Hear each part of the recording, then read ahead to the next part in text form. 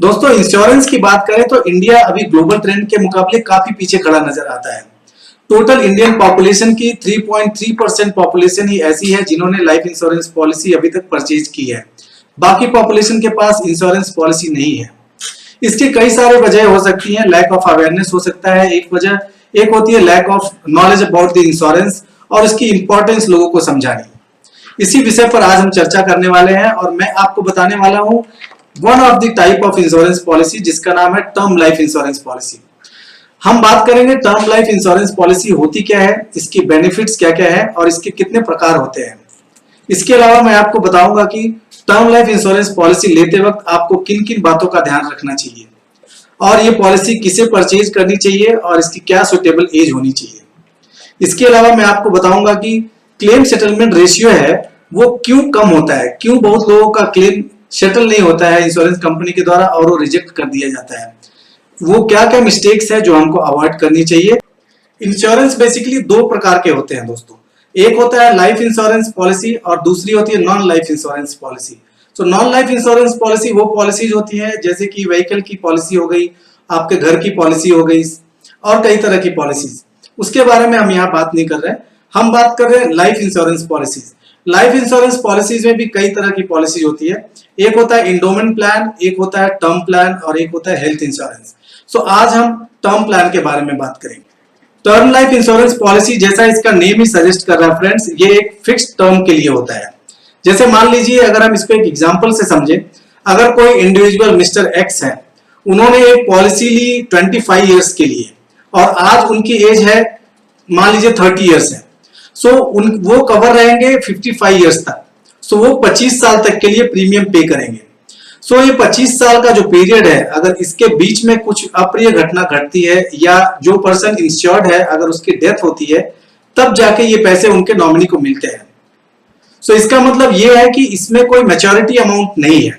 अगर पॉलिसी के टेन्योर के बीच में कोई दुर्घटना घटती है तभी जाके पैसे मिलते हैं, लेकिन अगर 55 साल की एज के बाद भी जिसके नाम पे पॉलिसी है अगर वो अलाइव है, वो जिंदा है, तो कोई भी मैच्योरिटी अमाउंट इसमें नहीं है।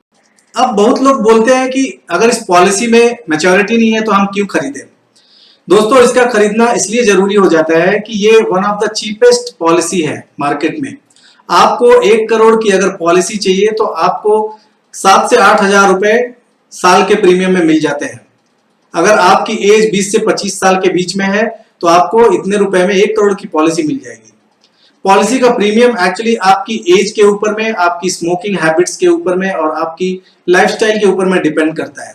सो सजेशन यहाँ पे यही रहता है कि जब भी आप टर्म पॉलिसी खरीदें, आप जल्दी खरीदें उसको, क्योंकि एक बार ये पॉलिसी आप खरीद लेते हैं तो प्रीमियम फिक्स हो जाता है।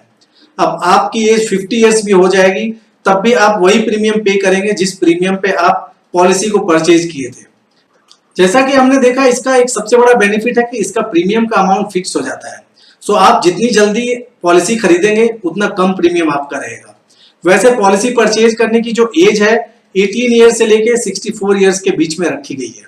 इसके अलावा आपको इस प्रीमियम के ऊपर में 80C में डिडक्शन का बेनिफिट भी मिलता है। आप अपने इनकम टैक्स में इसको क्लेम कर सकते हैं और टैक्स बेनिफिट का फायदा भी उठा सकते हैं।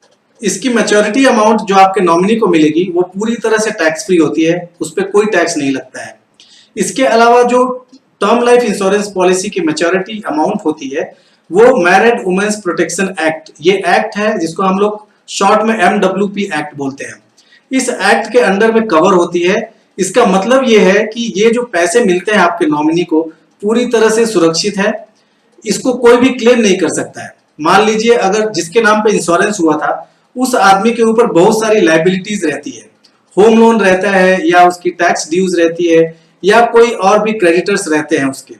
सो ये जो टर्म लाइफ की मैच्योरिटी अमाउंट मिलती है आपके नॉमिनी को, नॉमिनी इन केस अगर आपकी स्पाउस है तो इस पैसे को कोई भी ले नहीं सकता है। इसके अलावा आपको टर्म लाइफ इंश्योरेंस पॉलिसीज में कुछ एक्स्ट्रा एडिशनल राइडर्स मिलते हैं। Riders means additional benefits. अब ये बेनिफिट्स कुछ टर्म पॉलिसीज में हो सकता है एडेड एडवांटेज के रूप में आए और कुछ पॉलिसीज में आपको एडिशनल प्रीमियम देके इसको परचेज करना पड़ता है। इसमें कुछ नाम अगर मैं आपको बता पाऊं तो सबसे पहला इसमें आता है accidental death benefit. Accidental death benefit का अगर आपने पॉलिसी में अपने ऐड किया है तो एक्सीडेंटल डेथ के केस में एक्स्ट्रा अमाउंट पे की जाती है आपके नॉमिनी को। और दूसरा बेनिफिट है क्रिटिकल केयर बेनिफिट।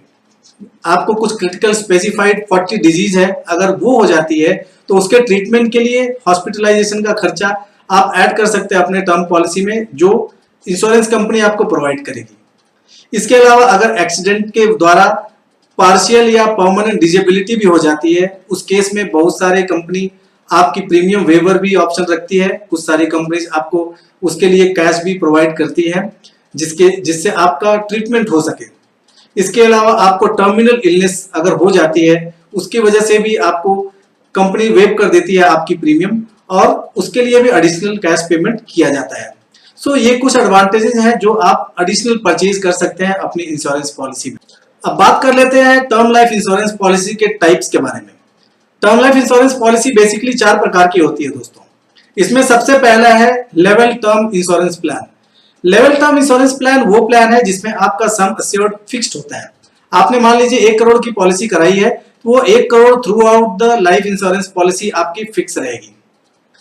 दूसरा है इंक्रीजिंग टर्म इंश्योरेंस प्लान।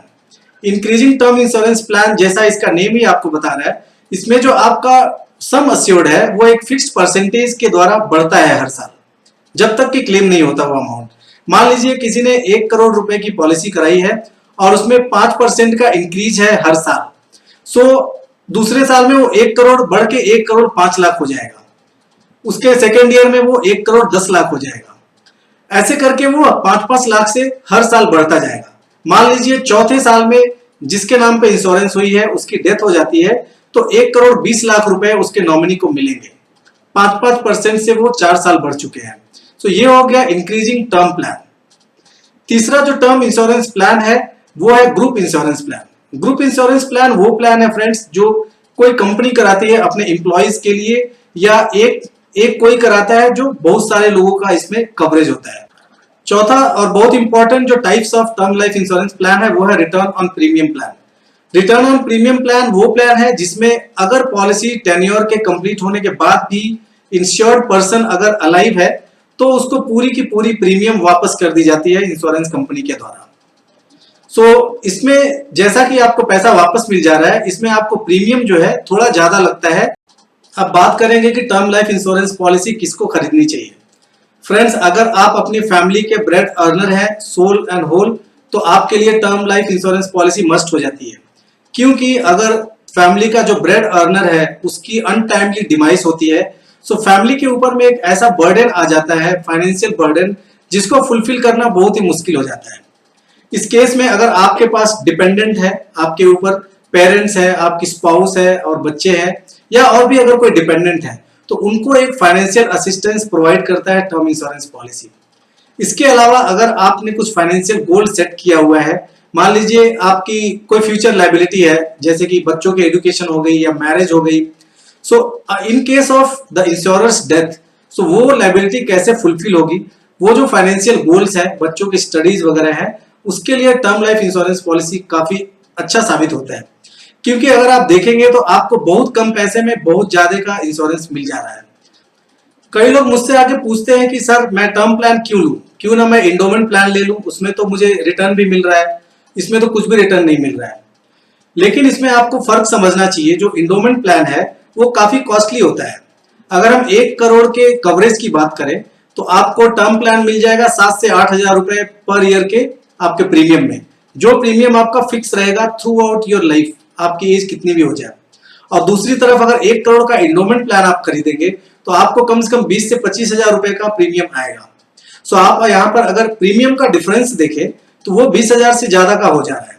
सो मैं उनको बोलता हूं कि अगर आप 20 हजार रुपए कहीं और इन्वेस्ट करें, पीपीएफ में लगाएं या म्यूचुअल फंड में लगाएं, तो आप देखेंगे कि over the period of time, जब तक आपको इंडोमेंट प्लान की मैच्योरिटी मिलेगी, उतने समय में आप उस प्लान से ज्यादा खुद के रिटर्न कमा लेंगे। आप मार्केट में इन्वेस्ट करके या गोल्ड में या रियल स्टेट में, जो भी आपका प्रेफर्ड इन्वेस्टमेंट ऑप्शन है, उसमें इन्वेस्ट करके आप उससे ज्यादा पैसा कमा सकते हैं। इसके ऊपर मेरा ऑलरेडी एक वीडियो है, पीपीएफ के ऊपर भी है और म्यूचुअल फंड के ऊपर भी है, आप उसको रेफर कर सकते हैं और आप कैसे इसका एडवांटेज ले पाए वो भी आप जान पाएंगे। सो ये डिफरेंस है टर्म लाइफ और इंडोमेंट प्लान में। सो मेरा सजेशन यही रहता है कि हमेशा टर्म लाइफ को खरीदें। और दूसरी वजह ये होती है कि टर्म लाइफ और इंडोमेंट प्लान दोनों में इंश्योरेंस है, बट इंडोमेंट प्लान को लोग इन्वेस्टमेंट की तरह भी देखते हैं। इंश्योरेंस को हमको सिर्फ इंश्योरेंस की तरह देखना चाहिए और इन्वेस्टमेंट को सेपरेट रखना चाहिए, क्योंकि इंश्योरेंस होती है आपके जो फ्यूचर के नॉमिनी है उनके लिए होती है, इंश्योरेंस आपके लिए नहीं होती है। सो आपकी कवरेज जितना ज्यादा रहेगी उनके फ्यूचर के लिए उतना अच्छा है। अब आप जब टर्म लाइफ इंश्योरेंस खरीदने जा रहे हैं तो आपको किन किन चीजों का ध्यान रखना चाहिए। How to choose best term life insurance plan. सबसे पहली चीज जो आपको कंसीडर करनी है वो है क्लेम रेशियो। जी हाँ, क्लेम रेशियो किसी भी कंपनी का अगर 95 और उससे ऊपर है तभी आप उसको परचेज करें। अगर हम टॉप इंश्योरेंस कंपनीज की बात करें इंडिया में, including LIC, Tata AIA, HDFC या हम ICICI की बात करें, तो सभी का क्लेम रेशियो 97, 98 और 99 के आसपास है। सो क्लेम रेशियो ज्यादा होने का मतलब क्या है, मान लीजिए 100 क्लेम आए किसी कंपनी के पास, उन्होंने 98 को सेटल कर दिया है, मतलब 98 को पैसे उन लोगों ने डिसबर्स कर दिए हैं उनके नॉमिनी को। सो जितना ज्यादा क्लेम सेटलमेंट रेशियो रहेगा उतनी अच्छी उस कंपनी को आप मान सकते हैं। दूसरी चीज आप कंसीडर करें क्लेम रिजेक्शन रेशियो। ये बहुत सारे लोग ध्यान नहीं देते हैं। क्लेम रिजेक्शन रेशियो अगर किसी कंपनी का 1% या उससे कम है तो बहुत अच्छा माना जाता है। इसका मतलब यह है कि 100 केसेस में वो एक या उससे कम केस रिजेक्ट करते हैं और बाकी केसेस को अप्रूव करते हैं।